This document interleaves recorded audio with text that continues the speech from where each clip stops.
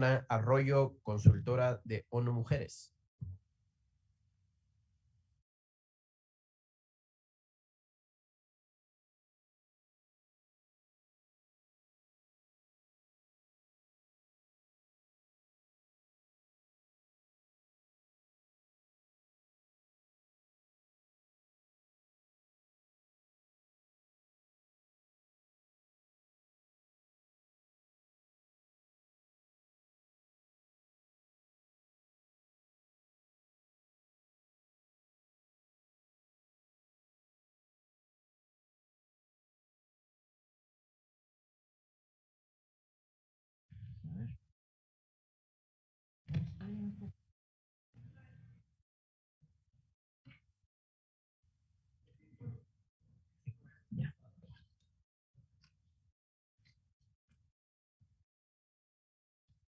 Tengan todos y todas muy buenas tardes, señora presidenta, señores y señores asambleístas.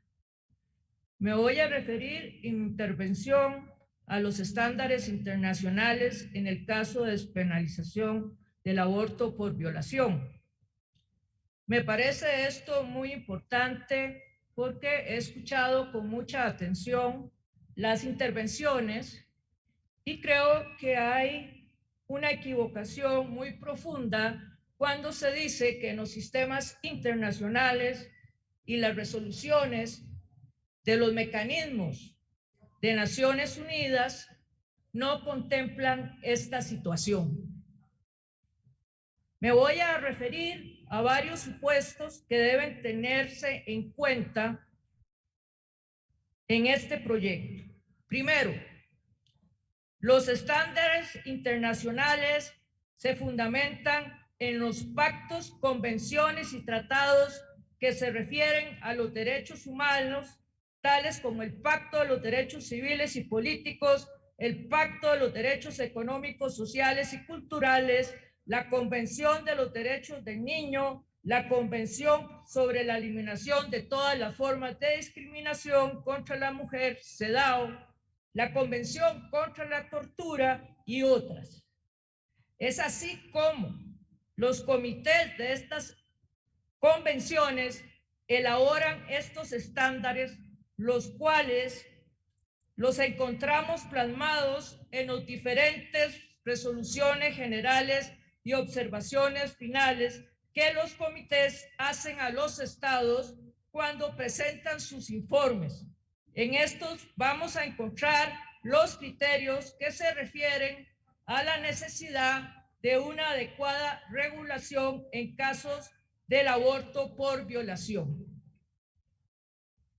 Segundo,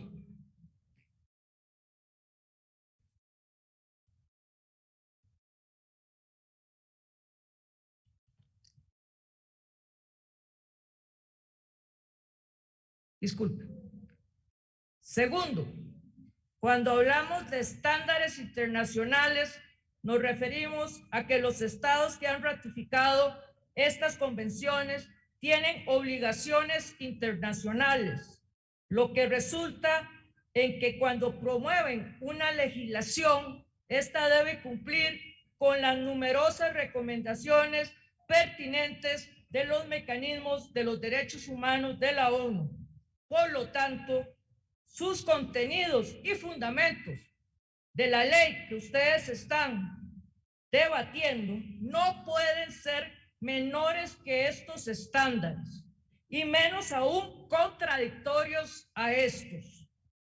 En este sentido, los estándares son el piso, no el techo, según lo refiere el informe del relator especial de la salud en el 2019, que por cierto se refería al Estado ecuatoriano. Tercero, en términos generales, estos estándares están acordes a lo que plantea el informe de la relatora especial sobre la violencia contra la mujer de las Naciones Unidas, que dice, entre comillas, las leyes que proscriben o amplían las restricciones del aborto en los casos de violación son discriminatorias contra las mujeres en general y las víctimas de violación en particular. Y el Estado agrava el prejuicio causado a la víctima de las violaciones imponiéndole un embarazo que no desea. El Estado tiene la responsabilidad de proteger la salud reproductiva y los derechos reproductivos de las mujeres, y toda manipulación del control por la mujer de su propio cuerpo y de la reproducción. Las leyes que penalizan el aborto van en contra de esta obligación. En relación al estándar del derecho a la vida, que tanto se ha hablado aquí, mujeres y niñas adolescentes que han sido violadas. Deberíamos entender entonces que toda ley que regule la despenalización del aborto en este tema debe tener en cuenta todos los aspectos que garanticen el acceso a un aborto. Y aquí están los estándares: seguro, legal y efectivo, y asistencia de calidad. La CEDAW lo establece claramente cuando dice lo siguiente: el comité, comillas, los abortos en condiciones de riesgo son una de las principales causas de morbilidad y mortalidad materna. Por este motivo, los estados deberían legalizar el aborto, cuando menos en casos de violación sexual, incesto, amenazas a la vida, la salud de la madre, malformaciones graves del feto, y además brindar a las mujeres acceso a atención de calidad luego de un aborto, especialmente en casos de complicaciones provocadas por abortos inseguros.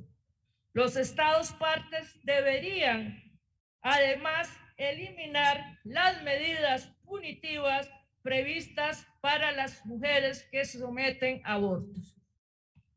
Por lo tanto, el comité dice que el Estado debe modificar su legislación para un acceso seguro, legal y efectivo al aborto cuando esté en peligro la vida, la salud de la mujer o la niña embarazada.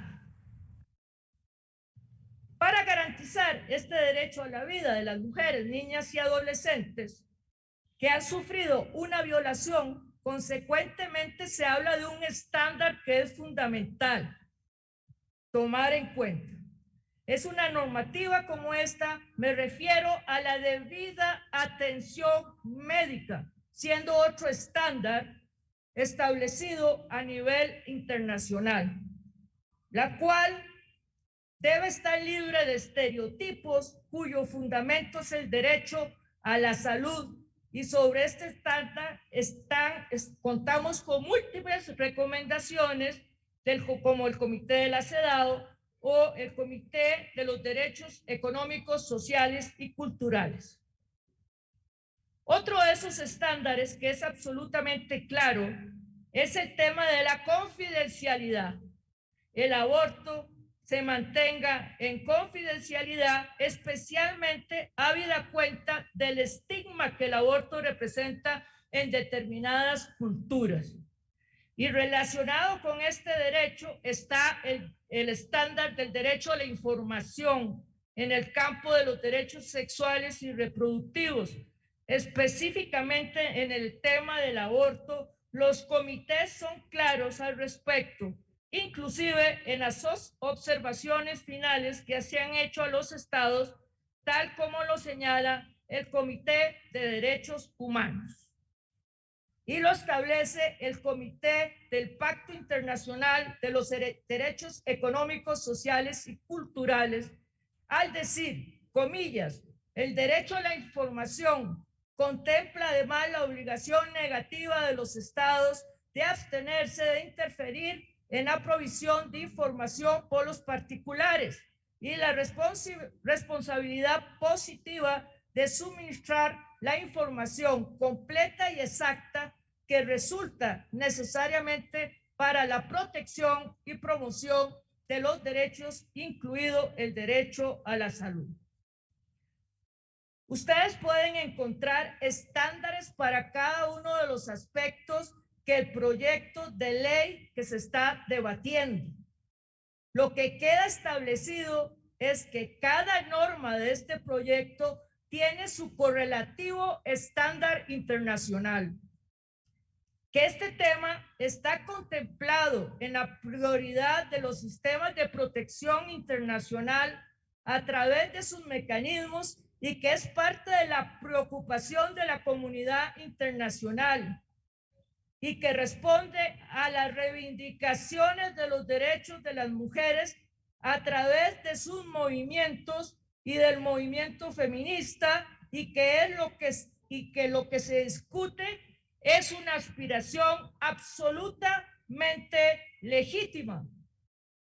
Me voy a referir a manera de cierre a tres aspectos rápidamente que me parecen absolutamente relevantes y que estos estándares consideran que el embarazo, producto de una violación que atenta contra el derecho a vivir una vida libre de violencia, establecido en la Convención Interamericana para prevenir, sancionar y erradicar la violencia contra la mujer y, por supuesto, el derecho a vivir una vida sin discriminación es considerado por el Comité contra la Tortura como puede ser considerado como un trato inhumano, cruel y degradante. Y abro comillas, y esto es muy importante, el comité ha instado a los gobiernos a permitir excepciones legales a la prohibición del aborto en determinadas circunstancias en las que la continuación del embarazo puede producir dolores, sufrimientos graves, como cuando el embarazo sea consecuencia de una violación o un incesto, o en casos de malformación fetal incompatibles con la vida. También ha criticado las restricciones al acceso al aborto legal en caso en que las leyes no son claras. Se requieren para los abortos autorizaciones de terceros o los médicos o las clínicas se niegan a practicar abortos debido a la objeción de conciencia que ya se ha hablado aquí. Por lo tanto, el aborto puede ser considerado como una forma de tortura. El segundo aspecto de cierre que quiero compartir con ustedes es el tema de la objeción de conciencia. Sobre esto hay una claridad de los estándares internacionales al decir que esto no puede constituirse en un obstáculo para garantizar el acceso a la interrupción del embarazo por causas de violación, como lo establece el Comité tanto de la CEDAW como el Comité de Derechos Humanos. Tercero y último, una ley de la relevancia social que se está debatiendo en este momento no puede obviar su profunda vinculación con garantizar el principio de igualdad y no discriminación sustantiva, fundamento de la CEDAW. Esto implica la obligación del Estado de garantizar esa igualdad de oportunidad en el acceso y en el resultado y beneficios que tiene esa ley. Termino agradeciendo el espacio y el tiempo que se me ha brindado. Recuerdo además la vasta jurisprudencia de la Corte Interamericana, donde se establece el concepto de proyecto de vida para reflexionar sobre el tema de la reparación. Quiero hacer una mención de esto para hacer una similitud. Ninguna mujer en ninguna parte del mundo, su proyecto de vida es ser un cuerpo violable. La violación es un acto absolutamente inaceptable en una sociedad democrática, en un Estado como el Estado ecuatoriano garantista de derechos. No garantizar adecuadamente el aborto por violación es truncar la vida de las mujeres, las niñas y las adolescentes. Es un acto que destruye los proyectos de vida de las mujeres. Decir que no hay estándares internacionales es decir a las personas asambleístas que no conocen el derecho internacional ni el derecho constitucional de este país. Ustedes tienen en sus manos el hacer una ley adecuada para estos casos. Realmente es una gran oportunidad histórica para esta asamblea. Muchas gracias.